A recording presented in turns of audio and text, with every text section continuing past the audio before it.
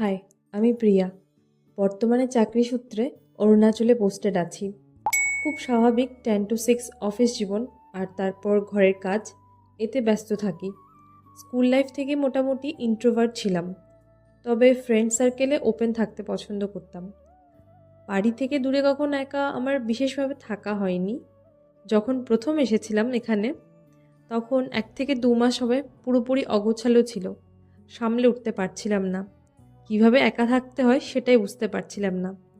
আসলে বাড়িতে মা বাবা সবটা সামলে নেওয়ায় কোনোদিনও এসবের গুরুত্বটা অনুভবই করিনি।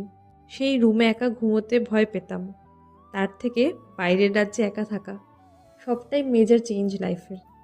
ঠিক যেমন অবস্থার সাপেক্ষে পরিবর্তন জীবনের একটা সত্য, তাকে মেনে নেওয়াটাই ধর্ম। সে পরিবর্তনের সাথে সাথেই জব লাইফ মেনটেন করা, ট্রাভেলিংয়ে যাওয়া, পছন্দের জিনিসগুলোকে বেশি সময় দেওয়া, নিজেকে মোটিভেট করা, নেচারের সাথে আরও কানেক্টেড হওয়া, এসব শুরু হতে থাকে। আসলে একা থাকা যতটা মজার ব্যাপার, ততটাই চ্যালেঞ্জিং। আজ এটুকুই, বাকিটা নেক্সট ব্লগে। Bye bye.